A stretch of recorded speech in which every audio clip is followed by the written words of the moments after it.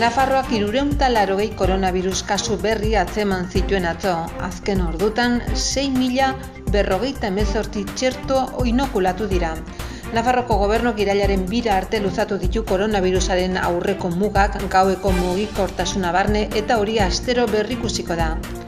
Lurralde koexioak Uxueko errepidearen ezponda egonkortzeko lanak 340.000 euroren truke esleitu ditu. Construcciones Marizkurrena enpresak 3 hilabete eta erdiz egingo ditu. Nafarroko gobernuak 330.000 euro bideratu ditu Saharar herriaren aldeko proiektuak diruz laguntzeko. Nafarroko Landao estatuek abuzturako erreserbak mantenduko dituzte, kutsatzen gorakadak ez du ezeztapenen gehikuntza handirik ekarri. Egoaraz barrutiko suteak 517 hektareako azalera bat kaltetu du, horietako 332 natura erreserba bezala deklaratutako esparruaren baitan. Nafar Lansarek telesailen filmaketetan eta zineman espezializatutako prestakuntza tailerrak abiarazi ditu. Iruñeko Arresien interpretazio zentroak ibilbide didaktiko bat eskaintzen du hiriko historian barna gotorlekuen bidez.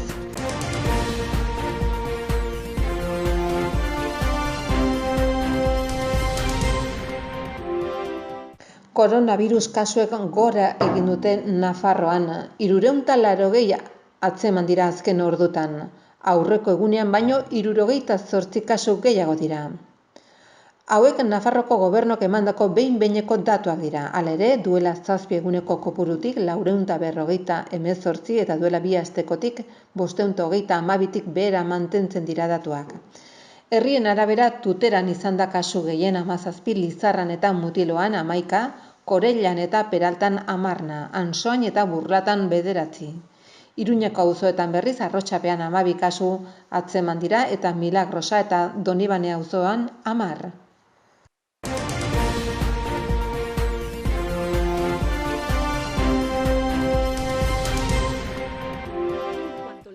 Koronabirusaren izurriari aurre egiteko murrizketak irailaren 2 arte luzatzeko eskatu du Nafarroko gobernuak. Etxeratzeko agindua da neurri horien artean gehien nabarmentzen den bat. Orain murrizketa horiek irailaren 2 arte luzatzeko eskaera egingo dio Txibitek gobernuak Nafarroko Justizia Auzitegi Nagusiari. Remirez lehendakaritza berdintasun funtzio publiko eta barne kontseilariak eman du eskabide horren berri. Justiziaren esku utzi duten foru arau berriak orain arte indarrean dauden murrizketak bere horretan uzten dituela errandu, eta helburuan neurri horiek abuztu osoan luzatzea da. Ondorioz, kutsatuen inzidentziarik handiena duten herrietan etxeratzeko ordua egonen da abuztu osoan goizeko ordu batetik 6 bitartean.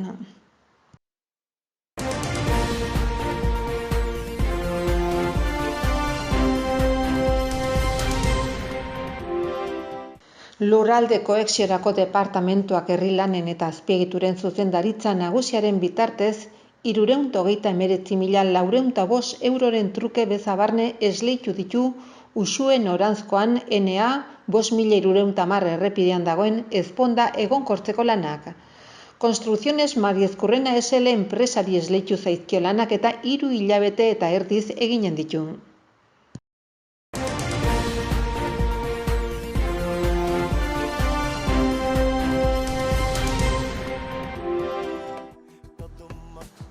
Nafarroko gobernuak eskubide sozialetako departamentuaren bidez garapenerako gobernuz kanpoko erakundei zuzendutako 330.000 euroko diru laguntza deialdia ireki du. Saharar herriaren aldeko eskuarte sozial eta ekonomikoa finantzatzeko.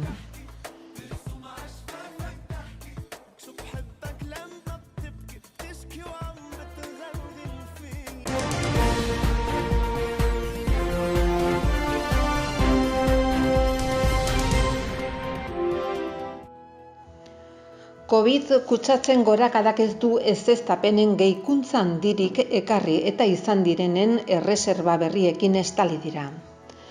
Nafarroko ostalaritza enpresa txikien elkarteak Nafarroko Landao estatuen sektoreari egindako inkestaren laburpena da hori. Inkesta honen bidez, abuztuko erreserben egungo egoera zein den jakinarazi nahi izan da. Bidaiariek Nafarroko landa ostatuen aldeko apustu egiten jarraitzen dute, turismo segurua eta lasai egiteko aukera da. Baliabide naturalak, kulturalak, kirolekoak edo gastronomikoak eskaintzen dituzten ingurunetan, beste leku batzutan gerta daiteken masifikaziotik oso urrun. Zenbakiak pandemia aurrekoak ez badira ere, ostatuen 65%, abuzturako 65%, 100 okupazio aurrikuspenen dute, 121 kakotx batek berriz, 150-65eko okupazioa kalkulatzen du, eta horrek momentuak eskatzen duen zuhurtziaz udako kanpainari baikortasun neurritsuarekin aurre egitea ahalbidetzen du oraingoz. Pandemiaren 5. olatuaren etorrerak ez du modu erabakigarrian eragin, ezer ezte gutxitan islatzen dena, Nafarroko landa ostatu arriskuan baitzegoen. Hala ostatuen 52ek ez du ezeztapenik izan eta 48ak esan du gutxi izan dituela eta hoien ordez erreserba berriak egin direla kasuen 52an gutxienez. Abuztuan, Nafarroko landa ostatuak hartuko dituzten personen jatorriari dagokionez Euskal Autonomia Erkidegoa, Katalunia eta Madril dira oraindik talde garrantzitsuenak eta foru erkidegokoa berriz, behera egin dute udako kanpainaren hasierarekin alderatuta. Andaluziatik datozen personak eta beste herrialde batzuetatik datozenak daude erreserbetan. Landa ostatuek adierazi dutenez, azken egunetan erreserbak gelditu egin dira eta horrek hala ere ez du esan nahi ezeztapenak areagotu direnik, batez ere atzerriko turisten artean gertatu dira.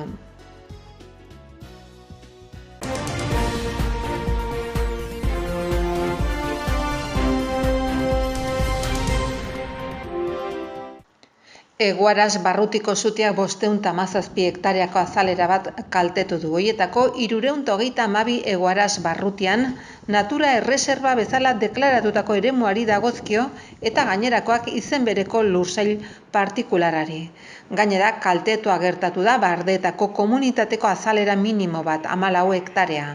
Hala eman dute jakitera, asteartean lursaila bisitatzera etorri diren Itziar Gomez landagarapeneko eta ingurumeneko kontseilariak, hala nola Pablo Muñoz ingurumeneko zuzendari nagusiak, departamentuko personalak eginiko analisiaren ondoren. Sentinel satelitaren bitartez lortutako irudiak abiapuntutzat hartuta. Bisitan parte hartu dute halaber Jose Maria Agramonte Bardeetako komunitateko presidenteak, hala nola Kontxi Ausejo komunitateko batzordekideak.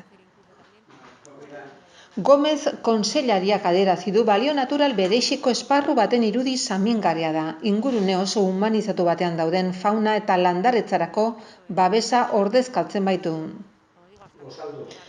Gomezek aitortu egin ditu bereziki suhiltzaileek, personal teknikoak eta ingurumeneko zaindarik edota sutea itzaltzeko lanetan parte hartu duen Bardeetako komunitateko personalaren lan eta koordinazio bikainak. Beraldetik Pablo Muñozek adierazi du, orain landaretzaren eboluzio naturala ikusi behar dela suteak bertan izandako afekzio maila neurtualizateko. Nafarroko eremu erdi lehor bat da, zeinetan birsorkuntza naturalaren ahalmena konprometitua dagoen.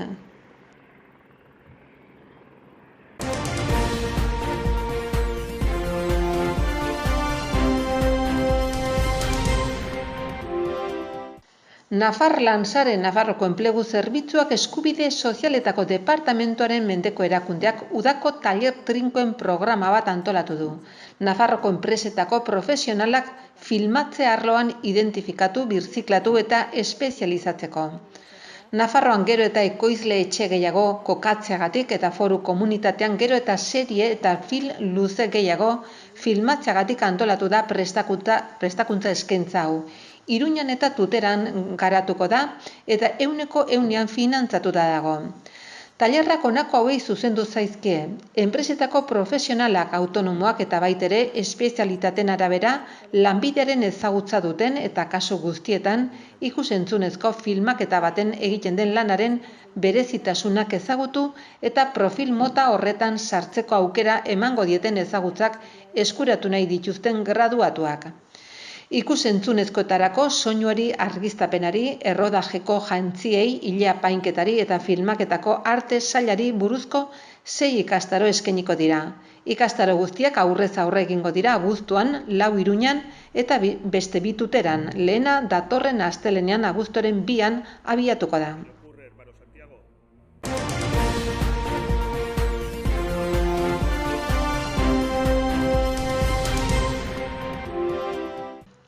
Iruñeko harresien interpretazio zentroak behar den informazio guztia eskaintzen du harresiak eta horiek osatzen dituzten elementuak ezagutu eta Iruñak mendeetan barna izan duen bilakaera ulertzeko.